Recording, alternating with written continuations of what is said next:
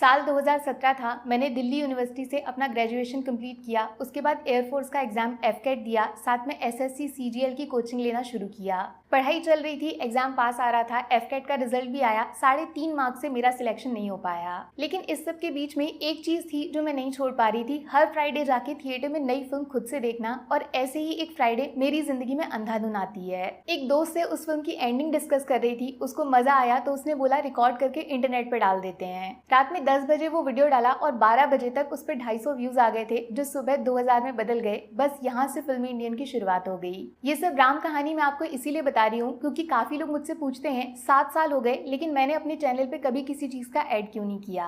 क्योंकि ड्यू से 3 साल की डिग्री लेने के बाद भी जो चीज मुझे खुद का रिस्पेक्ट नहीं दे पाई वो एक 3 मिनट के वीडियो से मिल गया। इसीलिए ना मैं अपने चैनल पे कभी ऐड करती हूँ और ना ही जिंदगी में कभी करूंगी। और ये पूरी 7 साल की मेहनत सिर्फ 7 सेकंड्स में वही लोग मुझसे छीनना चाहते हैं जिनकी फिल्मों के लिए 7 सालों में रात दिन मैंने बिना रुके काम किया है और शायद वो ये जानते तक नहीं है। पिछले हफ्ते 5 सितंबर को बहुत सारी मूवीज आई, मैंने सारी देखी, सबका रिव्यू डाला और जैसा अक्सर होता है कुछ लोगों को वीडियो पसंद आया, कुछ को नहीं आया। जब मैं किसी का रिव्यू कर सकती हूँ तो लोग मेरा भी रिव्यू कर सकते हैं, इसमें कुछ गलत नहीं है। सबको इस देश में फ्रीडम ऑफ एक्सप्रेशन की आजादी है। तो मेरे वीडियो पे अच्छे खासे व्यूज हो गए थे, लेकिन फिर संडे को पता चलता है उस वीडियो पे सीधा फिल्म के प्रोड्यूसर ने खुद के चैनल से कॉपीराइट स्ट्राइक डलवा दिया है। पहले मुझे लगा कुछ मिसअंडरस्टैंडिंग हुई है, कुछ एरर हुआ होगा। कॉपीराइट स्ट्राइक पहली बार नहीं हुआ था, काफी बार हो चुका है, लेकिन बात करने से हमेशा सॉल्व हो जाता है। इसीलिए मैंने प्रॉपर लैंग्वेज में सीधा अपने शब्दों में बहुत रिस्पेक्ट के साथ उनकी मेल आईडी पे अपना प्रॉब्लम शेयर किया और उनके रिप्लाई का वेट करने लग गई और अगले दिन पहले की तरह वीडियोस डाल के आगे बढ़ गई।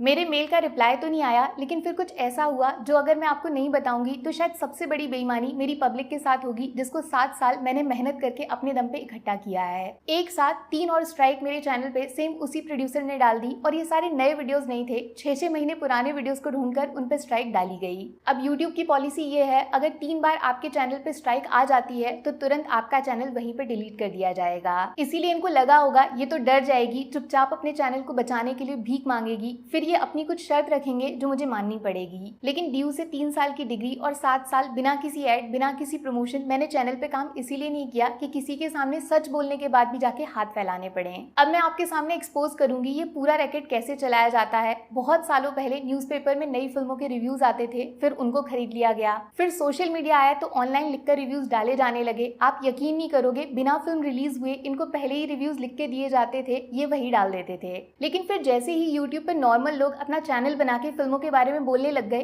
पहले इनको लगा क्या ही फर्क पड़ेगा, कौन इन लोगों पे ध्यान देगा।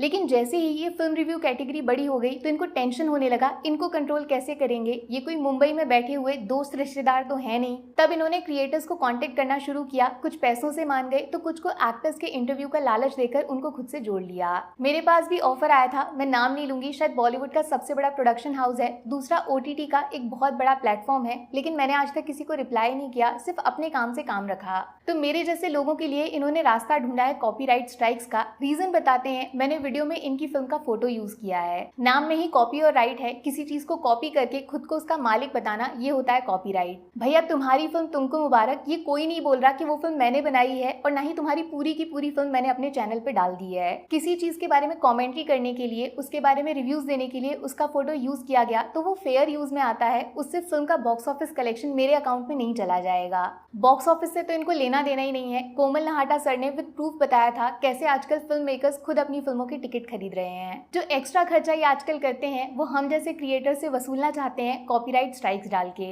सोचो अगर प्रेमानंद महाराज कॉपीराइट स्ट्राइक्स डालने पे आ जाएं तो इंडिया में 50% यूट्यूब और 50% इंस्टाग्राम चैनल्स अभी आज डिलीट हो जाएंगे। लेकिन उनके बारे में बात करना, राधा रानी, भगवान कृष्ण के बारे में बात करना, यही तो वो चाहते हैं। इसके लिए वो कोई कॉपीराइट स्ट्राइक नहीं देंगे, जितना उनके बारे में बात करोगे उनको अच्छा लगेगा।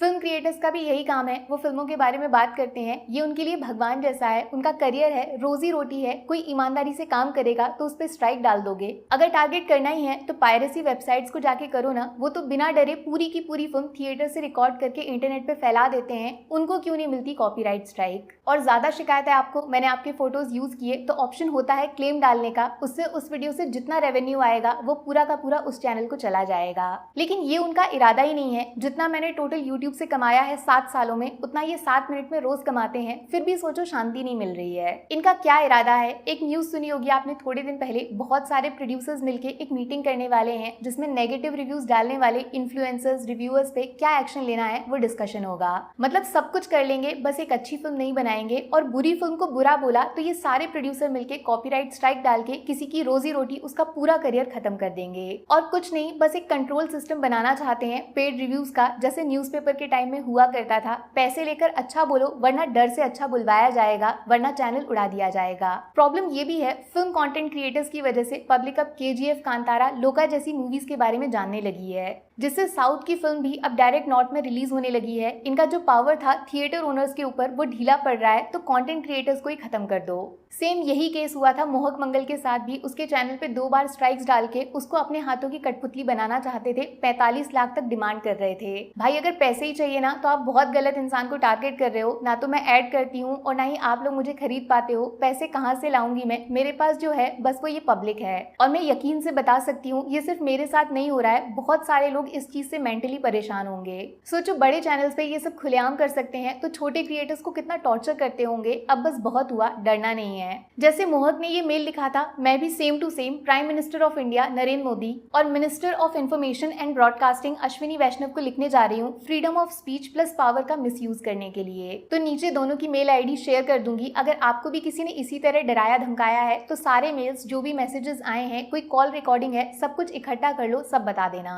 लेकिन हम सबको बचाना पब्लिक के हाथों में है। आप लोग जिनके लिए हम काम करते हैं, कोई भी क्रिएटर आपसे मदद मांगता है तो प्लीज एक बार उसको सुन लेना। बस लोग सब देख रहे हैं और अच्छे से जानते हैं इस सब के पीछे मास्टरमाइंड कौन है, ये ऊपर तक पता होना चाहिए, उसको एहसास होना चाहिए। मेरी टेंशन मत लेना आप, ये चैनल डिलीट करवा देंगे तो हो जाने दो, दूसरा बना दूंगी। मैं अपने नाम को मरने नहीं दूंगी, फिर से पब्लिक कमा के सच बोलना शुरू कर दूंगी। मैंने आज तक कभी अपने चैनल को लाइक सब्सक्राइब करने को नहीं बोला, बट प्लीज लाइफ में मेरी कभी कोई बात अच्छी लगी है, मेरी वजह से कुछ अच्छा देखा है तो ज्यादा से ज्यादा लोगों तक इस वीडियो को पहुंचा